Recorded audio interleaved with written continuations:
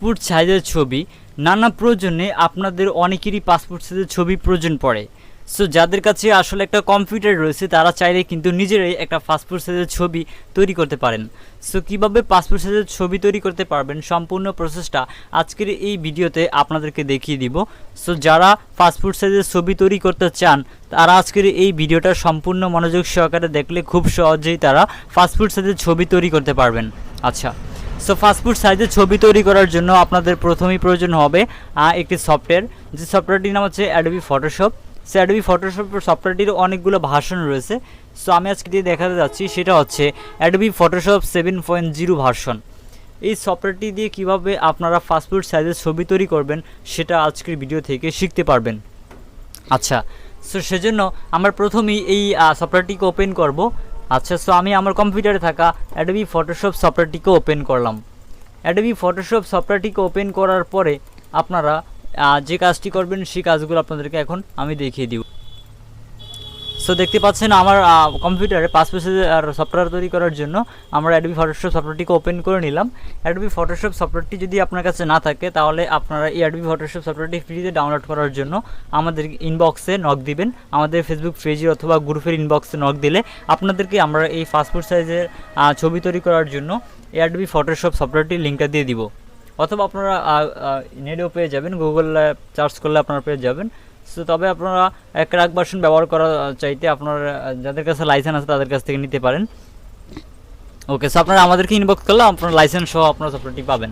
আচ্ছা, যাই হোক, এখন এই সফটওয়্যারটিকে ওপেন করার পরে আমাদের এখানে ফটো দিতে হবে। তো ফটো দেওয়ার জন্য যেমন আপনাদেরকে আমি দেখানোর জন্য আমার এখান থেকে একটা ফটো নিতেছি। আমি এই ফটোটা দিয়ে আপনাদেরকে জাস্ট দেখাতে যাচ্ছি। আচ্ছা, এই ফটোটি ওপেন করি, তারপর এখান থেকে অ্যাডোবি ফটোশপ সফটওয়্যারটিকে সিলেক্ট করব। সফটওয়্যারটিকে সিলেক্ট করে দেওয়ার পর দেখতে পাচ্ছেন এই সফটওয়্যারটির ভিতরে ফটোটা চলে আসছে। সো আমি আপনাদেরকে এই ফটোটা দেখাচ্ছি কারণ আমার কম্পিউটারে আর কোনো ফটো নেই। সো আমি এই ফটোটা দিয়ে আপনাদেরকে দেখাচ্ছি। সো এটা আসার পর এখন আমরা এখানে কী করবো, ক্লিক করার পর দেখতে পাচ্ছেন আমাদের ফটোটা কিন্তু অনেক বড়। কিবোর্ড থেকে অল্টার চাপ দিবেন, অল্টার চাপ দিয়ে মাউসের যেই আটা রয়েছে ভলিউম লকারটা সেটাকে ঘুরিয়ে জাস্ট ছোটো বড় করতে পারবেন। ওকে, সো এখন আমরা যে কাজটি করব পাসপোর্ট সাইজ ছবি তৈরি করার জন্য অবশ্যই আমাদেরকে এই যে ছবিটা রয়েছে এখানে এই ছবিটাকে ক্রপ করতে হবে। সো ক্রপ করার জন্য আমাদেরকে কী করতে হবে, এখানে আমরা দেখতে পাচ্ছি একটা ক্রপ টুল রয়েছে যেটাকে ক্রপ টুল বলা হয়। এই ক্রপ টুলে আমরা ক্লিক করব। ওকে, সো এই ক্রপ টুলটির উপরে ক্লিক করে দেওয়ার পর আপনারা উপরে লক্ষ্য করলে দেখতে পাবেন এখানে ওয়েট, হাইট এবং রেজুলেশন বলে অপশন রয়েছে। সো সর্বপ্রথমই আমরা যেহেতু ইঞ্চিতে নিচ্ছি, এটা ইঞ্চির মাধ্যমে করতেছি। সো আপনার এখানে ইঞ্চিতে নিলে ওয়েটটা দিবেন কত, ওয়েটটা দিবেন 1.5 ইঞ্চ ইঞ্চ। তারপর আপনারা এখানে দেখতে পাচ্ছেন হাইট রয়েছে, এই হাইটে দিবেন 1.9 ইঞ্চ। তারপর রেজুলেশন দিবেন 300 অর্থাৎ 300। সো এইভাবে আমার এখানে যেরকম দেওয়া রয়েছে আপনি ঠিক এরকমই দিবেন। ওয়েট দিবেন 1.5 ইঞ্চ এবং হাইট দিবেন 1.9 ইঞ্চ এবং রেজুলেশন দিবেন 300। আচ্ছা, সো রেজুলেশন দেওয়ার পর এখন আপনারা এখান থেকে এই যে ক্রপটাকে সিলেক্ট করবেন। এভাবে সিলেক্ট করার পর আপনার ছবিটাকে আপনি এভাবে কেটে নেবেন। ওকে, সো এখান থেকে আমরা এই ছবিটাকে কেটে নিচ্ছি।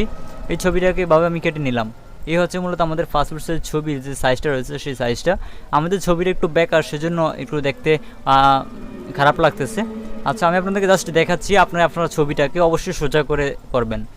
ওকে, সো আমাদের ছবির পজিশন মতো আমরা এটাকে বসিয়ে নিলাম। বসানোর পর এখন আমরা জাস্ট এখান থেকে মাউসের যেই রাইট বাটন রয়েছে রাইট বাটনে ক্লিক করলে আমাদের সামনে এরকম একটা ইন্টারফেস ওপেন হবে।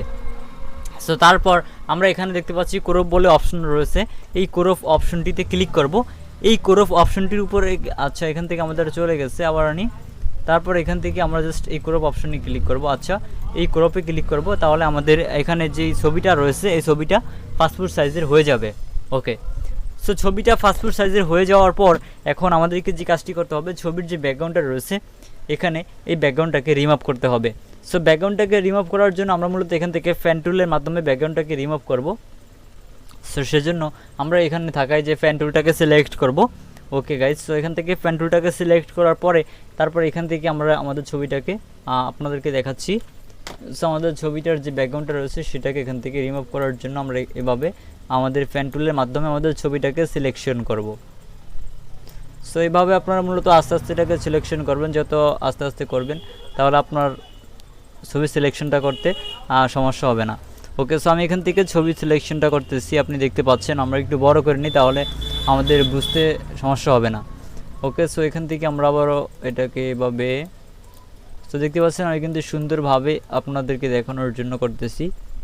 সো আপনারা এভাবে সুন্দরভাবে এই ক্রপ টুলটাকে সিলেক্ট করবেন। ক্রপ টুল সিলেক্ট, আচ্ছা এই যে পেন টুলটাকে সিলেক্ট করার পর আপনারা এখান থেকে জাস্ট এটাকে এভাবে আপনারা নিয়ে নেবেন। সো এটা একটু বেওয়া হচ্ছে আপনাদেরকে, আচ্ছা একটু বেওয়া হচ্ছে, সমস্যা নেই, যেহেতু আপনাদেরকে দেখানোর জন্য আমি করতেছি।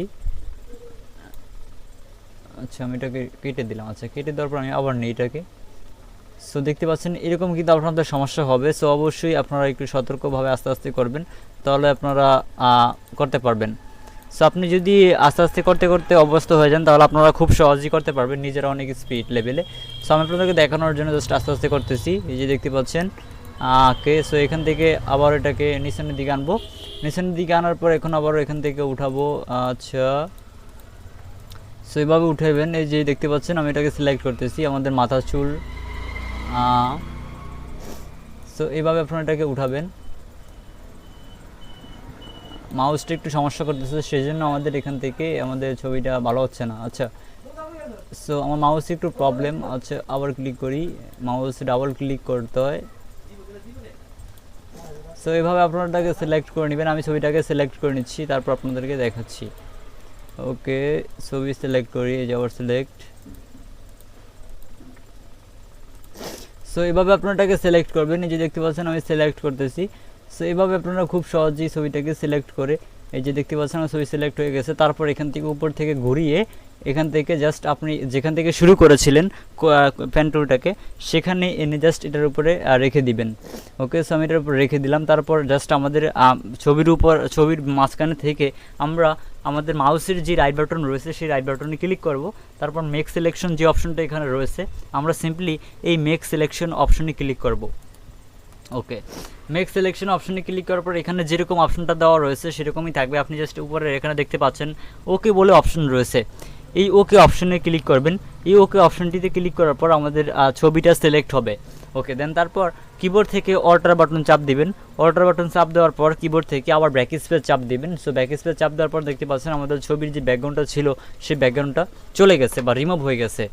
ওকে, সো দেখতে পাচ্ছেন আমাদের ব্যাকগ্রাউন্ডটা কিন্তু চেঞ্জ হয়ে গেছে, অন্য একটা ব্যাকগ্রাউন্ড এখানে চলে আসছে। সো পাসপোর্ট সাইজের ছবিতে আপনি যে ব্যাকগ্রাউন্ড দিতে চান সেটা এখান থেকে দিতে পারবেন। সো তারপর এখানে দেখতে পাচ্ছেন অনেকগুলো কালার রয়েছে, এখান থেকে আপনার ইচ্ছে মতো আপনি ব্যাকগ্রাউন্ড কালার দিতে পারবেন। সো এখানে অনেক কালার দেওয়া রয়েছে, আপনার কাছে যে কালার ভালো লাগে আপনি যে কালার দিতে চান সেটা সিলেক্ট করবেন। কালার দেওয়ার পর আপনি যদি কালার চেঞ্জ করতে চান, তাহলে আপনি এখান থেকে এই যে একটা অপশন দেখতে পাচ্ছেন, এটার উপরে ক্লিক করবেন। এটার উপরে ক্লিক করে দেওয়ার পর এখান থেকে আপনি জাস্ট দেখতে পাচ্ছেন আবার আমাদের ছবিটা সিলেক্ট হয়েছে। দেন আবার অটো বাটনে ক্লিক করবেন, তারপর জাস্ট ব্যাক স্পেসে চাপ দিবেন, তাহলে দেখতে পাবেন এখান থেকে আপনাদের ছবিটা সিলেক্ট হয়ে আপনাদের ব্যাকগ্রাউন্ডটা আবার পরিবর্তন হয়ে গেছে। সো এখন এটাকে ডিসিলেক্ট করার জন্য আমাদের কিবোর্ড থেকে Ctrl+D প্রেস করতে হবে।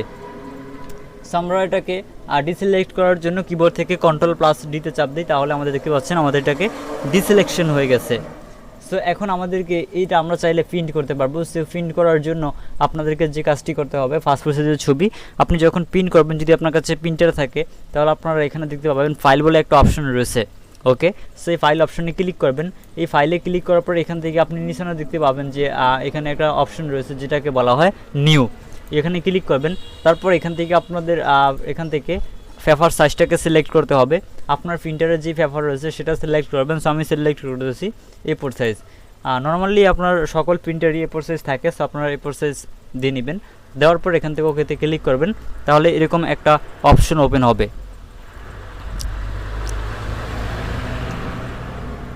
সো এটাই হচ্ছে, মনে করেন আপনার যেই ছবি যেটাতে ছবি বাইর করবেন, যেটা A4 পেপার ছবির সেটাই।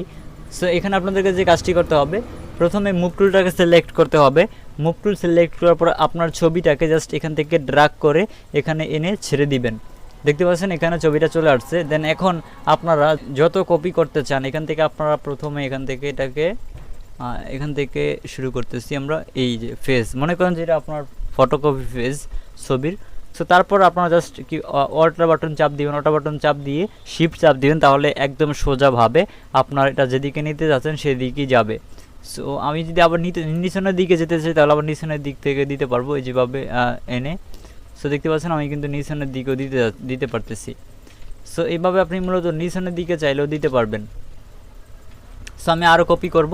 আরও কপি করার জন্য আপনারা এখান থেকে একটা লেয়ার, যেখানে একটা লেয়ার সিলেক্ট করবেন, অথবা আপনাদের যে কোনো একটা ছবি সিলেক্ট করবেন। ছবি সিলেক্ট করার পর আবারও অলটা প্লাস শিফট চাপ দিবেন। দেন তারপর এখান থেকে আপনি যত কপি করতে চান তত কপি জাস্ট এখান থেকে শিফট আর অলটা চাপ দিয়ে এখান থেকে অটো করতে পারবেন। তবে আপনারা একটা A4 সাইজ পেপারে আপনি পাসপোর্ট সাইজের ছবি করতে পারবেন, সর্বোচ্চ 5টা বেশি কিন্তু করতে পারবেন না। ওকে, সো এভাবে আপনি যতগুলো করতে চান ততগুলো করতে পারবেন। সবগুলো যদি একসাথে করতে চান, যেমন আমার এখানে উপরে আমি 5টা দিয়ে দিলাম এই ছবিটা, আমি চাচ্ছি এই ছবিটাকে পুরো ফেজে দিতে। সো এই ছবিটাকে পুরো ফেজে দেওয়ার জন্য আমাদেরকে এখানে যতগুলো লেয়ার রয়েছে সকল লেয়ারগুলোকে একটা লেয়ারে আনতে হবে, অর্থাৎ গ্রুপ করতে হবে। সো সেজন্য আমরা কিবোর্ড থেকে কন্ট্রোল ইতে চাপ দিব, বারবার ইতে চাপ দিব।